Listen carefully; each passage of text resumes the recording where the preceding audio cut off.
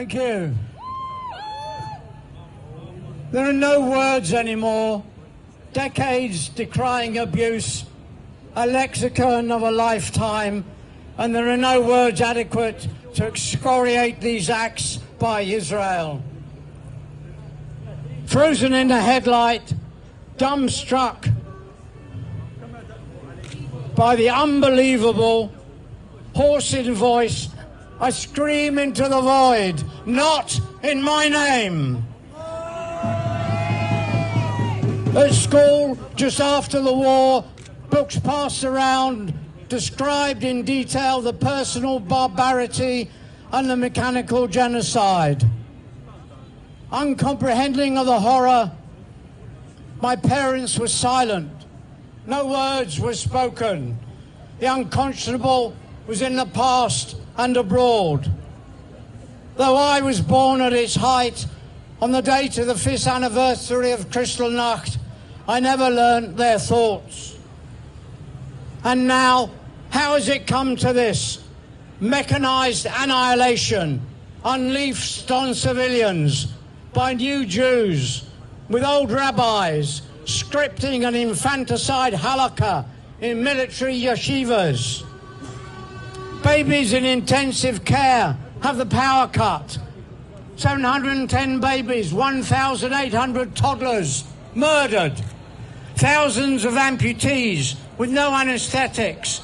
7,000 orphans, children targeted by sniper drones. A total of 17,400 children killed and rising day by day.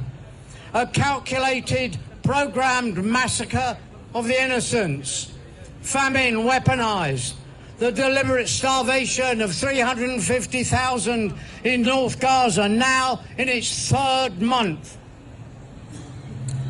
Thousands, including medical staff, detained without charge, beaten, tortured, many to death.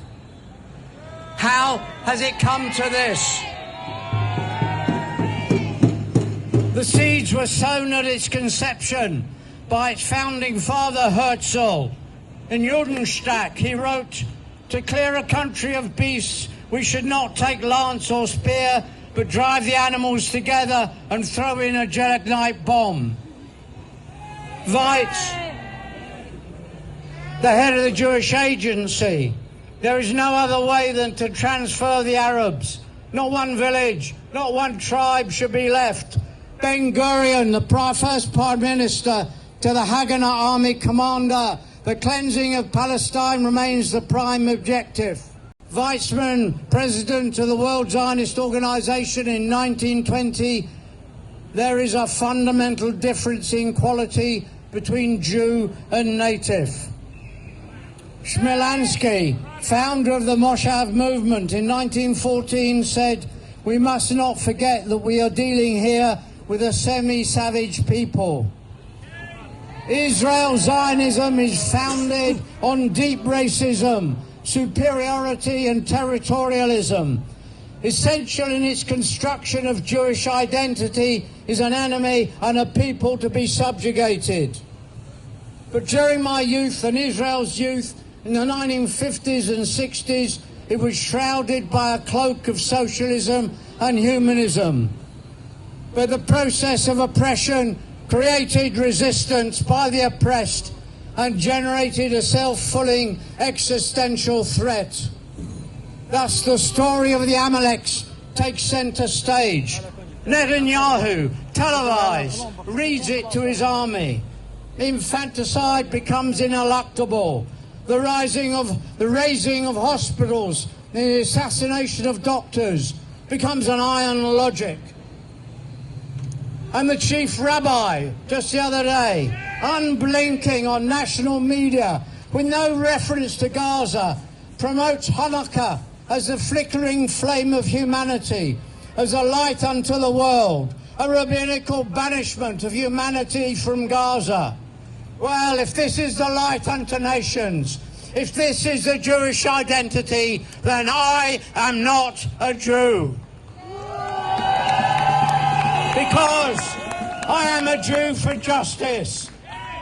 Because I am a Jew against genocide. I'm a Jew against all genocides. For evil to triumph, good need only stand by in silence. So the deafening silence of BBC verifies their own complicity, as do the sealed lips of the human rights lawyer, our Prime Minister.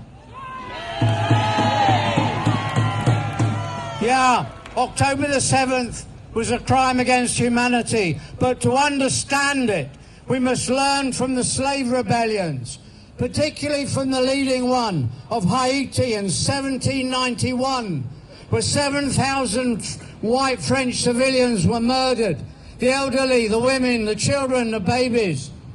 Yeah, it was a crime against humanity, but no one deigns to describe it as an act of terrorism because it's understood as generated by the brutality of slavery, for which France and Britain bore responsibility.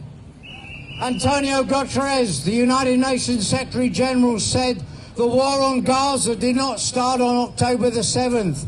It came out of 57 years of the occupation.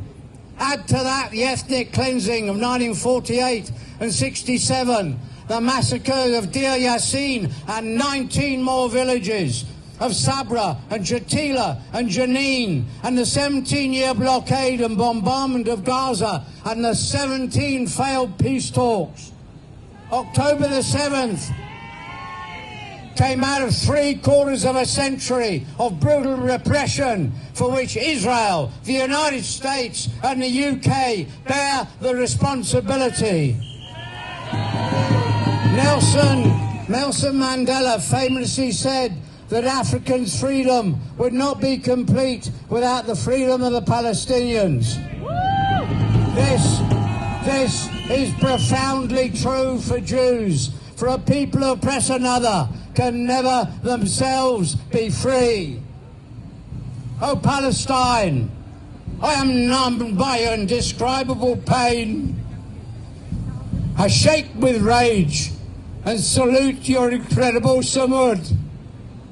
I will never surrender, for we are two peoples with one future. We will never be free until you are free from all of the river, from all of the sea. We shall all be free. Solidarity.